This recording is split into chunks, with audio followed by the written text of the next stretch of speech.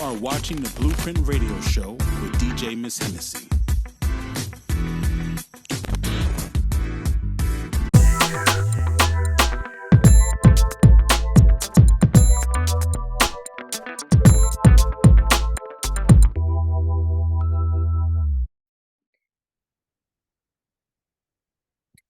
Good morning, everyone, and welcome to a very exclusive and exciting new interview right here on Miss Hennessy TV. I am your host, Maxine Johns, aka Miss Hennessy, and I'm so incredibly elated to finally have a chat with this amazing human. We've known each other for a few years now, and he has just been out there doing some incredible work.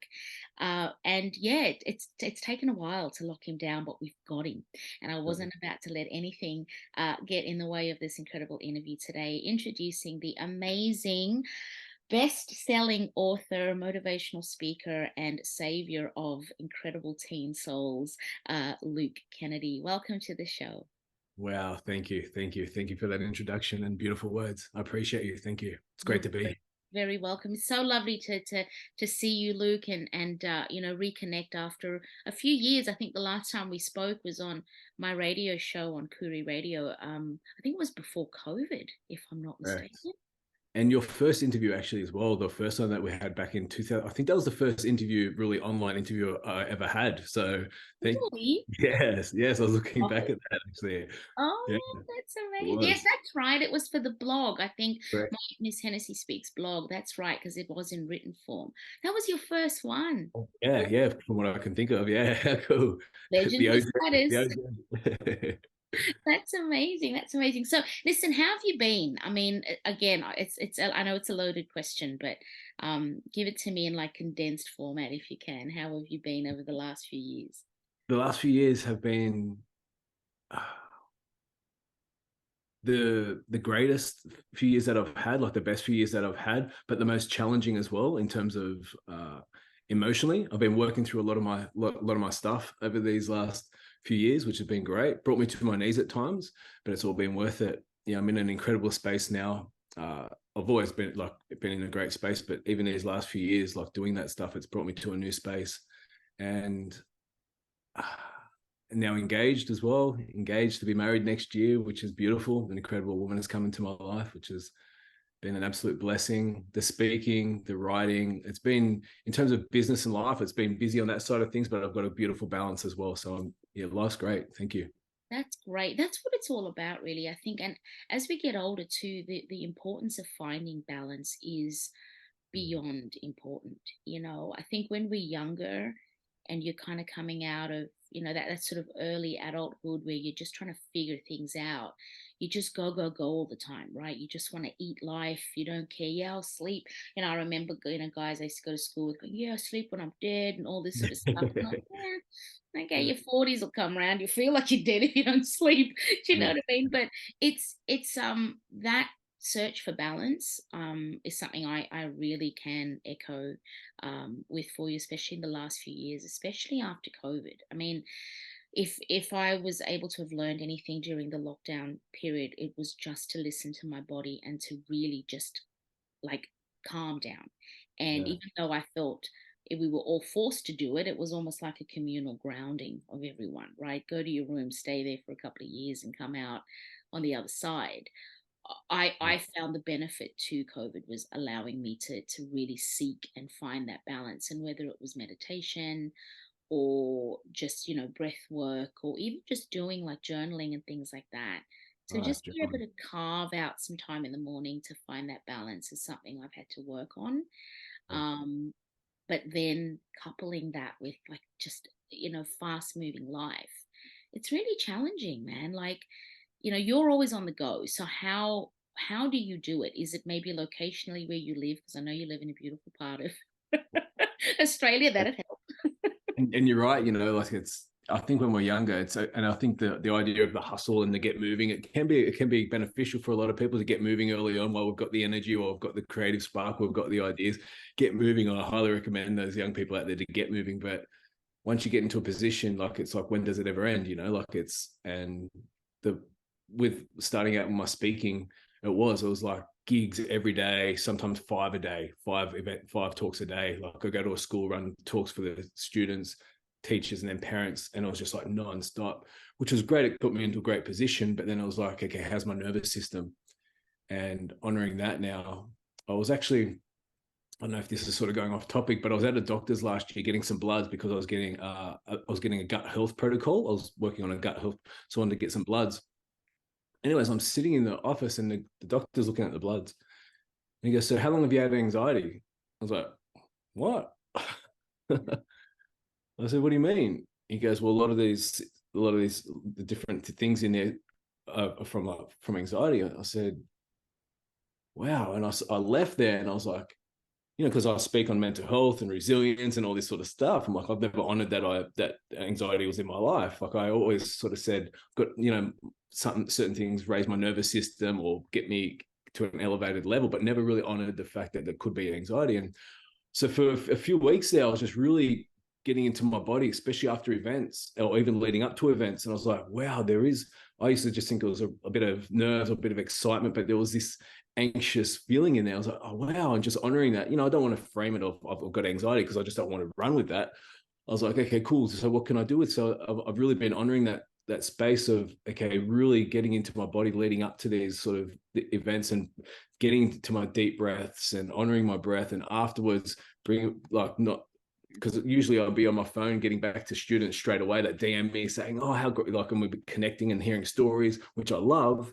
But now it's okay, I've got to honor myself first. So really, when I get back from events now, being in this beautiful part of the world, it's nothingness. I come back home, why I can take a while to get me back on podcasts and stuff.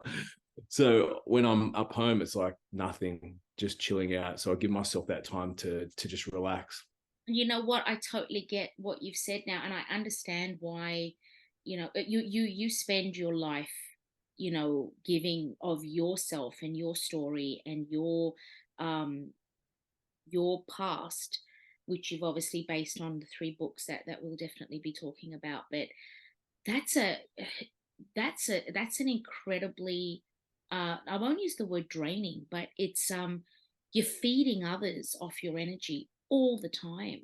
And by the time you finish of a day, you've depleted even the reserve, because even though you spend your day talking and connecting, especially with kids, right? Because I work with kids as well, and you always feel, oh, effervescent around children and whatever, but it's still that energy transferal. So I get now why you probably take some time to get back into spaces where you're going to talk again, right? Like you and I here, we're connecting, we're talking, even on a podcast, because you're still talking, and talking is that energy connection.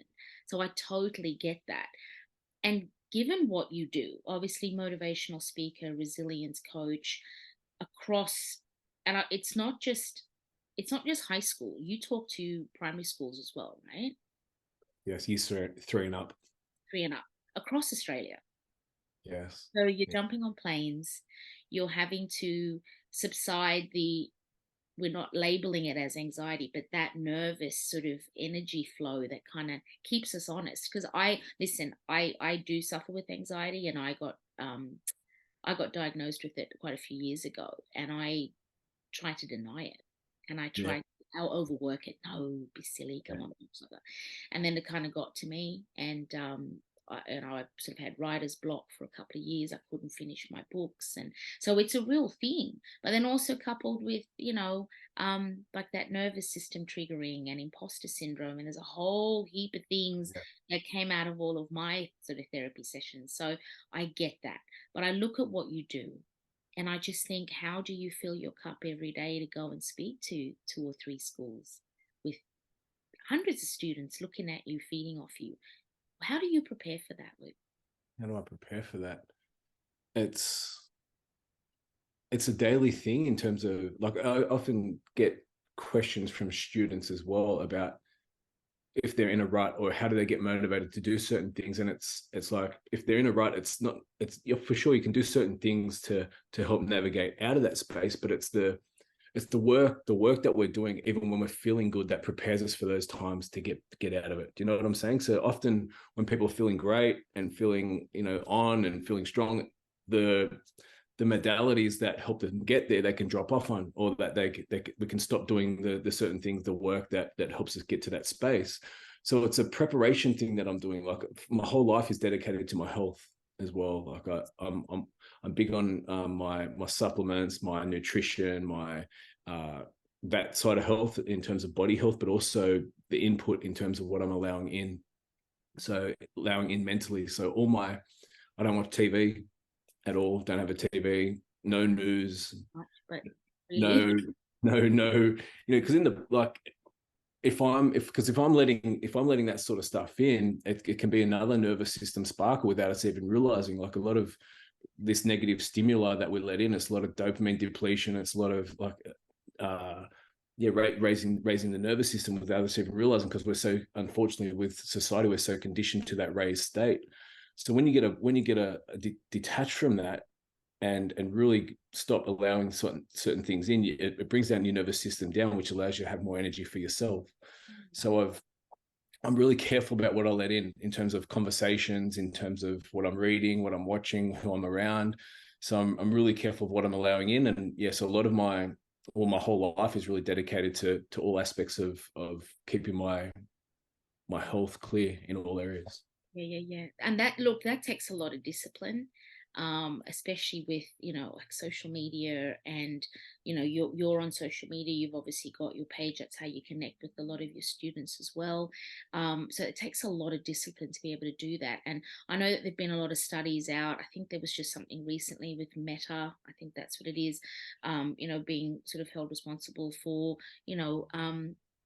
encouraging young kids, with this addictive stuff that they, keep sort of feeding out there online. And, having kids myself, you got to monitor what they watch, and everything's packaged as fun and it's colorful and it's musical, but the messaging behind it, it's like a minefield for parents. So, when resilience or, motivational sort of coaching comes to the school in, obviously being charioted by yourself, I can see why it's so popular and why you're so booked and highly blessed with the role that you've taken, because you're out there speaking your truths about what it was like for you growing up, with the challenges you had in your youth to today's youth. What is that like? Is that like how do I frame this? Would that be like not reliving your past every time you speak to the kids, but yeah, like, would it feel like that? I guess that's probably the best way to put it. Like every conversation you have, you get up there and you talk a little bit about your past to connect with the kids, and then moving forward. Yeah. How is that for you? Yeah, the stories, if it's just content based, we're losing the kids. If it's all content, we're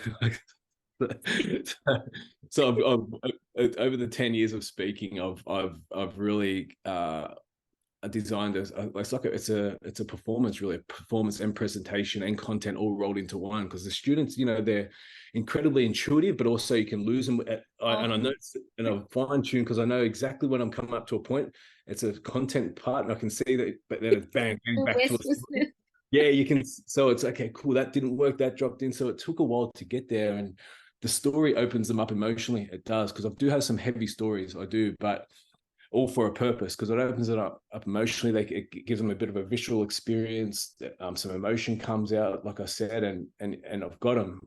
And then when I've got them, that's when I weave some of the messages of being like authenticity, resilience, and all that sort of stuff. So it's story, opening them up, planting seeds, back to story, opening them up, planting more seeds, and at the end, like it's there. And talking about, if I relive the story, there are certain sections in my story that because I want to connect, so I get back to that place, and I'll get there's this one story in particular that I'll get goosebumps every time I speak about it, and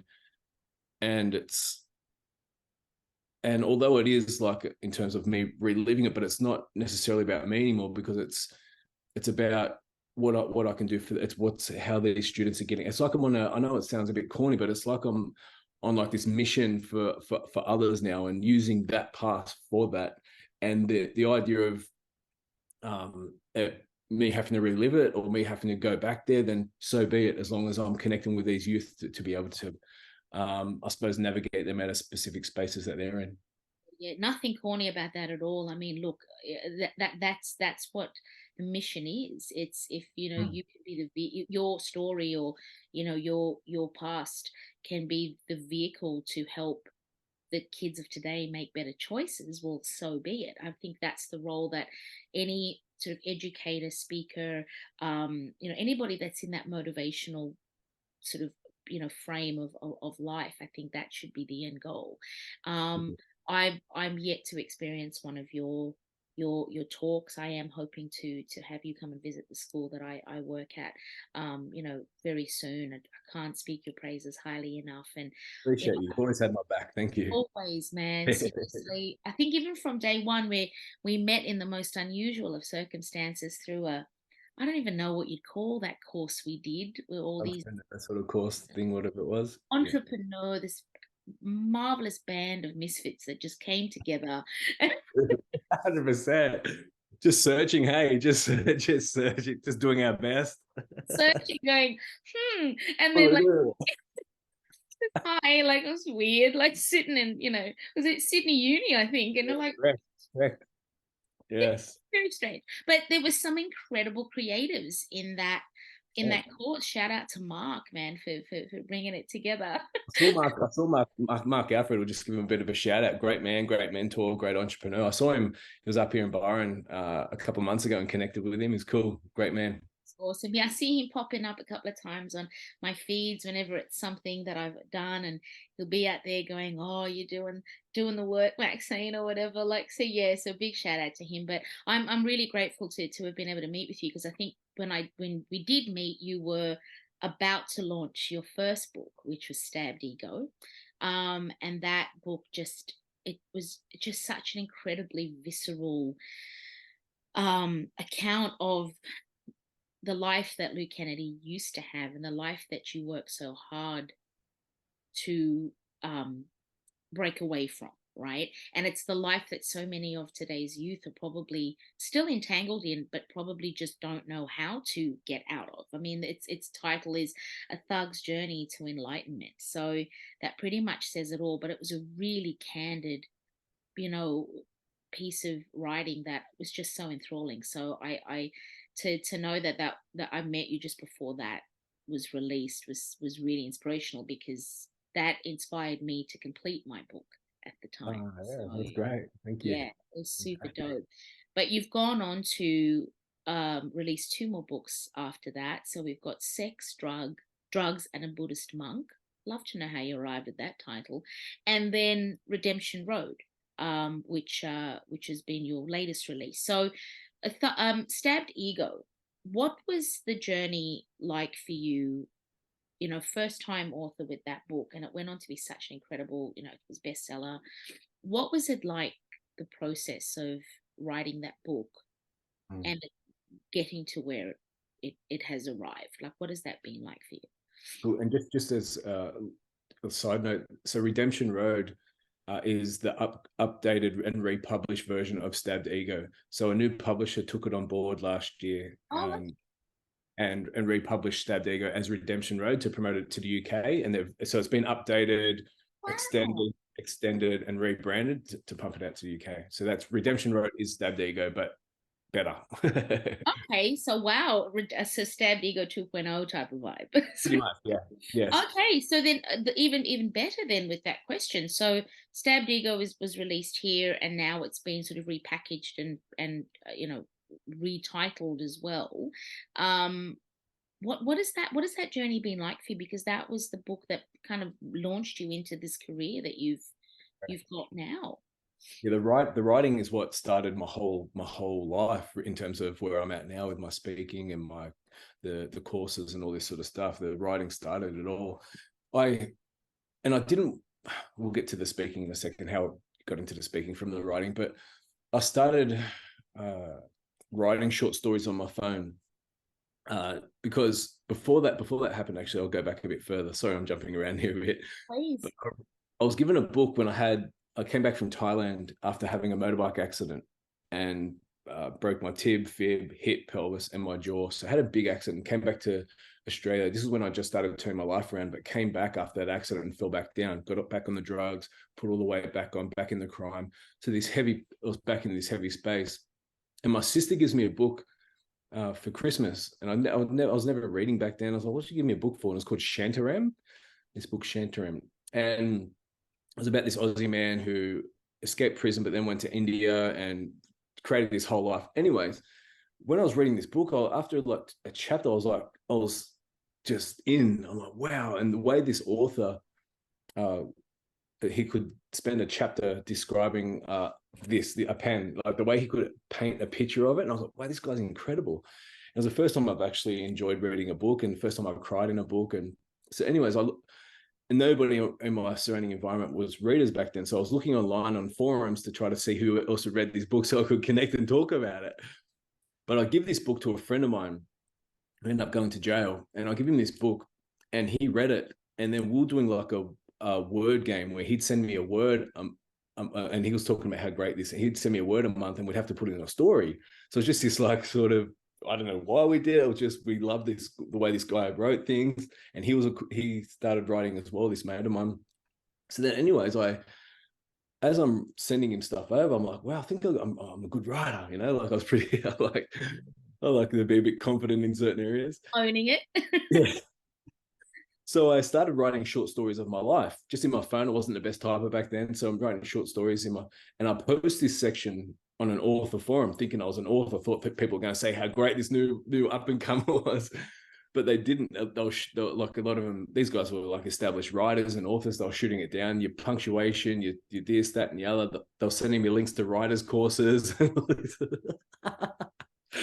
Highest So, likely. I'm like, okay, maybe I'm not the best. So anyways, but an editor from Melbourne, her name's Sarah Catania, incredible woman, great editor, a woman that actually changed my life with my writing. She inboxes me. Never heard of her from before. She goes, look, I saw the stuff that you posted on the forum. You do need some help with your structure, but you've got some real depth to your storytelling. She goes, I'm just starting out in editing. You'll start out in writing. Do you want to work together and possibly get a book going? I can edit while you're working through the manuscript. I said, wow, great. And changed my life. It changed that right there, meeting this editor who taught me so much about the writing process, and she'd send me bits back and taught me all the whole idea of what writing was. And one piece of advice she gave me was that changed everything, was in this section when they sent the manuscript back on the side notes. So look, you're telling here rather than showing. You're telling your reader what to look at rather than painting a picture and letting their imagination go wild. She goes, trust your reader. You've got to trust your reader. Paint the picture and let their imagination take it. And I was like, oh, that there. So, okay. So I went back over the whole thing and I was like, every scene, I'd sit in the scene and then right from being sitting in the scene, looking at hand, like and painting the picture and let them go with it. And that was it. So, gosh, Luke. Yeah. So she incredible. And so we connected, and then she came. So then from there, I finished the whole manuscript, and she was editing it and all this sort of stuff. And I was reaching out to publishers back then and different, but to get a publisher as a writer, you need a literary agent first, an agent, and then they source the publisher. So anyways, I'm pushing it out. I can be pretty persistent when I want something. I was probably over 100, 200, who knows? I had this across the whole world reaching out to all these agents, but I didn't have a platform back then. I was just, look, can I know who's this guy and how many books do they get? So all of them said no. Okay, cool. So I did it. So as I did it myself, like self-published, but I wanted to make a book that would look like an actual published version, because self-publishing sometimes they can be a bit tacky, whatever. So sourced a great editor who Sarah helped on board, cover designer from Hay House. I got somebody on board so I got all the people that were in the industry, but just outsourced it and did it myself. So looking back, if I it was great in terms of it got out quicker, but it didn't get the reach that it deserved because I didn't have the reach and all that sort of stuff. So looking back, I possibly would have waited a bit longer and be a bit more patient and until it did get traditionally published. But that being said, it whatever happened for a reason. It got us into this space. So then away that book went, and for years I was selling in bookstores, selling online, and at events when I'm speaking. A lot of the students come up, want books, the schools want books, the parents want books. So yeah, it started off with just short stories in my phone, and took a shot by putting it online, and away it went. It's your destiny, man. You were always meant to do it. Like, listening to that, being a self-publisher myself, it's really challenging, and it's hard to get your books to look the way that there's like that look that it is when it's like from a major publisher. It's really challenging. So I didn't even know that you had self-published that. I thought that was a major publishing house that took that on. So again, you know what I'm saying? Like, come on, best selling. Like, what's up with that? Do you know what I mean? And you did it yourself in the beginning. So but that was the birth of you, and that was the reason. That book is the reason why you are out there talking and doing the things that you do. So when you or like before you're about to step out and have a chat to the kids, and I know that you're obviously a really not intuitive person, but you're a sort of deeply feeling, deeply thinking individual. Before you go out and obviously step out on stage and talk to the kids, like the prep internally for you, is it always stabbed ego got me here, my writing got me here, or was it more now just this is me, this is who I'm at, this is who I am, and here we go? How does one, because I ask that because every time I'm in front of students or I'm doing something where I didn't think hip hop would lead me to teaching. Wow, what a trip. You know what I mean? I didn't think I'd be a hip hop educator one day. I was a radio journalist and a DJ, and here I'm teaching kids about rap for literacy and radio skills and how to make beats, and how did I get there? Hip hop got me here. So do you ever have those moments? I've embodied, like, I'm a speaker now. I've embodied the fact that that's who I am now. Like, not who I am. We've all got different masks and all that sort of stuff, but that's yeah, the idea of having that process when I rock up of whatever the book got me, it's I'm in there, and that's my space now in terms of the speaker, and I rock up.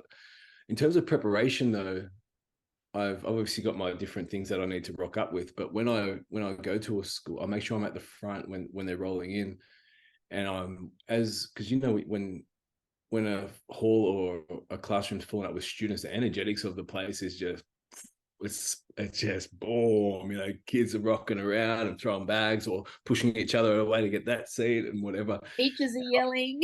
Yeah, that's right. I can't, mucking rolls while everyone's doing their thing. But so I like to get at the front and just stand still and just sort of deep breaths. And even when some of them are coming in, I can see some that used to be like myself, or see other ones that are a bit nervous sitting by themselves. I like to get a bit of eye contact and just like a little bit of just a bit of a connection before the talk with a couple of them. It's just like, so I'll go fist pump one of them or whatever, and it's just like, just to get that bit of connection, both for them and myself, so that the container is already starting to take shape. Yeah. That's the preparation. And throughout, when you said, because I think you're the same. We can be pretty sensitive to energies of what's working, what's not. And I do notice everything in it's like, okay, and I'm bang, bang, bang. And it's like everything that's not, because you can feel a leak coming out of that container. So it's like, you got to grab it and bring it back.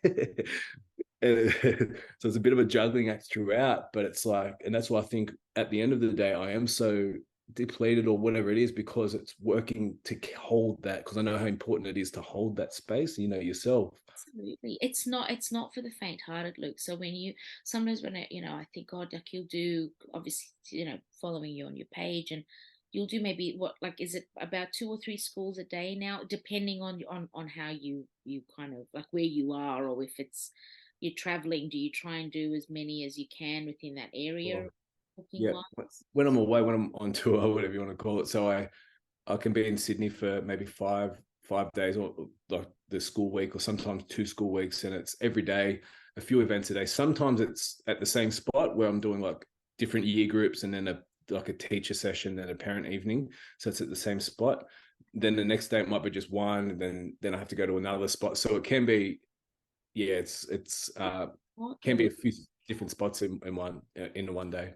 Yeah, that's a lot, man. Like, so my respect level for you is raised even more because I think, you know, with teachers, yeah, I mean, and there's no shortfall. You know, teachers are up in front of their classes every day, right? They might every year maybe sort of repeat or teach similar things, but every kid is different. You got and not no one child is taught the same way or receives teaching the same way is what I've learned.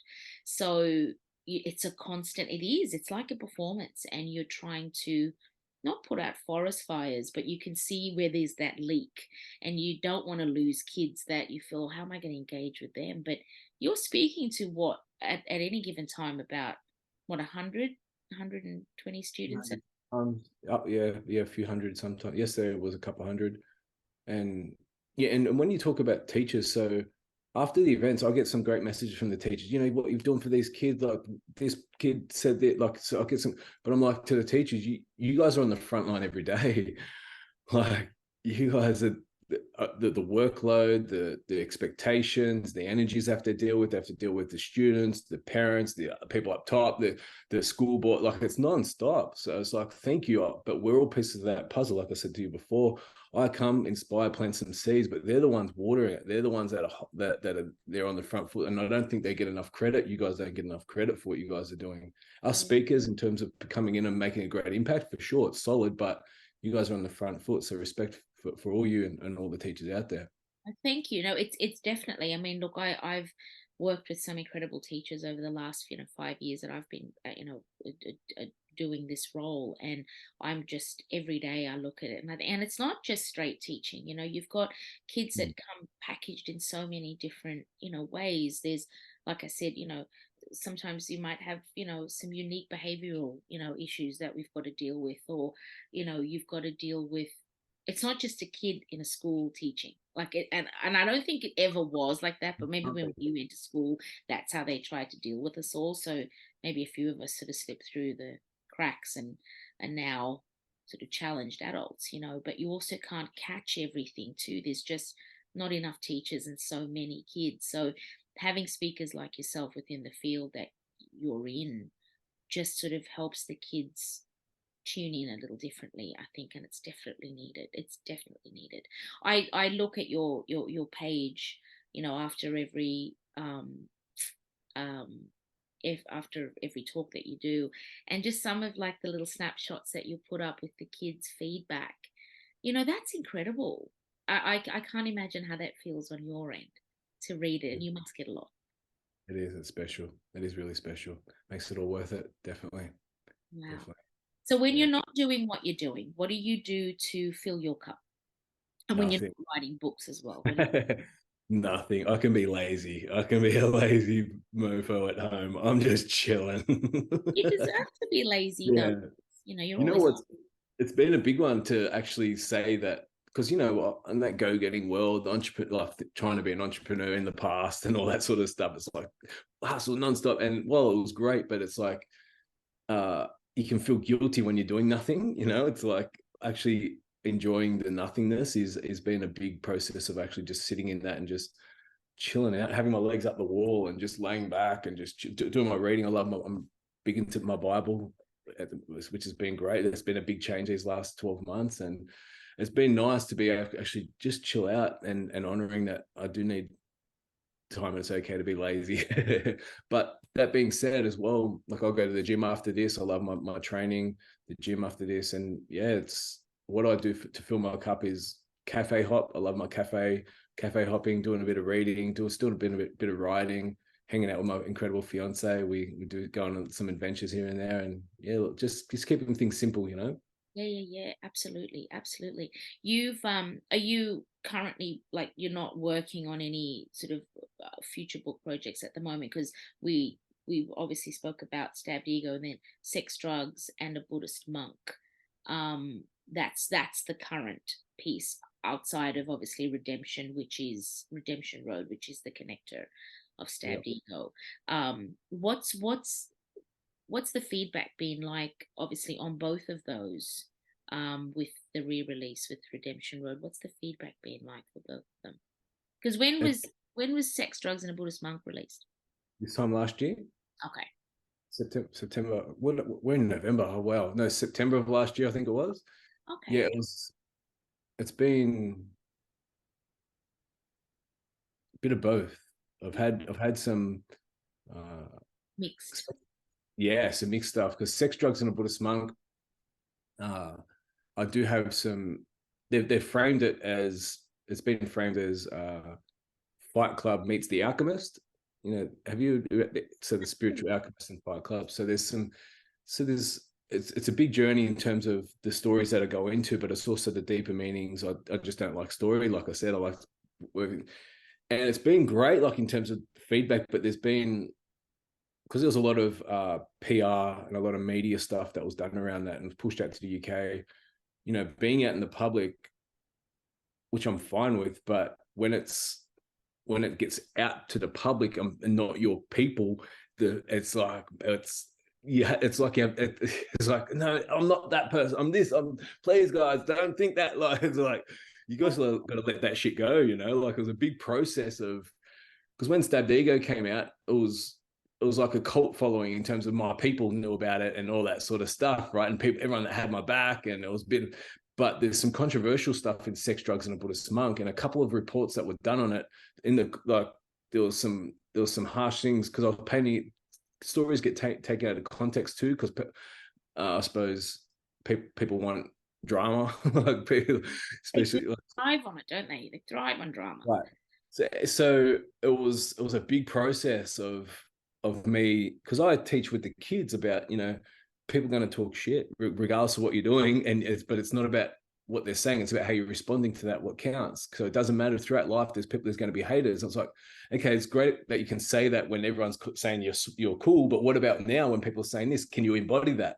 So it was a big learning curve for me to actually sit in that and not try to control, not trying to put out fires, let the fire go, but just okay, let's do this. Oh man, that's hard. Oh, that's gonna be so hard. It Oh, was massive. Like some of it was massive, and there was one in particular and they had a big following.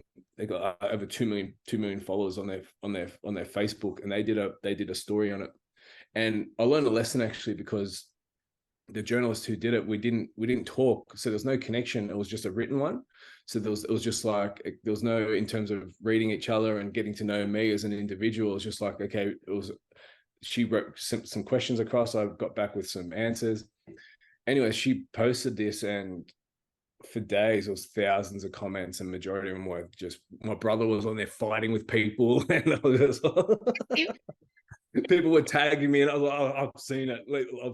So it was this big 2 days of me being in a space of what I even let this book out, what I do. So I was going through it, right? But then I had that drop in of like, this is the stuff you teach. You got to get, because I had that Monday as well. I had a TV interview on Channel 10, Studio 10, coming up, and I'm like, if this is the way it's going to happen, forget about it, I'm canceling it. And I'm like, no. And then so for 2 days, I'm like, I'm not doing the Monday thing after the way they've done this and that. It's not that it was Channel 10 that wrote that article, but I was just dirty on the media, right? yeah. And then. But it was my because I'm not perfect, things come up for me as well. But it was me calling myself out on it, going, bro, this is you've got to embody this teaching. You've taught this for plenty of years about other people's going to have opinions of you, but it's how you're going to respond to it. And if you're going to cancel this on Monday because of some not so good feedback, you're going against your integrity. So yeah, cool. So I stepped up, did the interview on the Monday, and it went great, and it just changed the theme for everything. Like, okay, we're back, It's crazy, but you know what? Look, that just shows the human side of you, and the human side to all of this. Like, and I'm sure you're probably not the only person who's probably felt like that. But thank you for speaking on it, because I'm sure like major celebrities probably go through those moments, like the Cool. horrible people, like this cancel culture thing that's going on. And, you know, I'm not a celebrity at all, but I panic even just when I put my interviews out, because you think people are just so dead set out there to hate on something that they haven't had any input in creating, don't understand the background to it. Again, that interview process of, you know, emailing questions over, I used to do that a lot when I was, you know, obviously had, you know, my blog up, but I always made sure that I knew the person a lot, and I tried to connect, because it's true. If you don't know the person that you're interviewing, you got to trust. And there's been so much distrust in media over the last few years, with misconstruing what people say or painting people to look the wrong way, that it can really make you walk away from so many amazing opportunities. Because the humility in us all is like, we just want our craft to be accepted and you know, appreciated. And if it's not, might not be everybody's cup of tea, but come on, you know, some people just vilify it's like a sport, and it can really turn you off. I know it has for me many years. So I get you on that, but I'm glad you went ahead with that. Yeah. Good on I'm you. good at calling myself on my bullshit sometimes, so it's all good. It's like, woe is me. And like, I go through the same stuff, and my husband looks at me and he goes, really? Do you really care? And I go, I just care. And he goes, are they paying your bills? I go, no, but I don't want people thinking the wrong thing. And he goes, just live your life. Go out there, do your thing. You're never going to make everybody happy. But yeah, we have the same thing. It's crazy. It's Yeah, crazy. No, I yes. totally feel you. So listen, but before I say goodbye, because you know, you and I could talk forever. I just wanted to, if you don't mind, I just wanted to read a couple of testimonials that some students have written that I really loved when I saw them on your website, if that's all right. Um, I just think it's amazing. There's one here from a Year 10 student that you spoke to at Engadine High. And they go on to say, you came to my school today, and it was the first time I actually listened to one of the motivational speakers. And I got so much out of your speech. I have been through a lot of issues at home, and I always thought it was going to ruin my life. Your talk showed me that we can do whatever we want in life, and our current lives don't mean it will always be like that. Love it. And then the other one here, real quick, a Year 5 student, Blaxland Primary.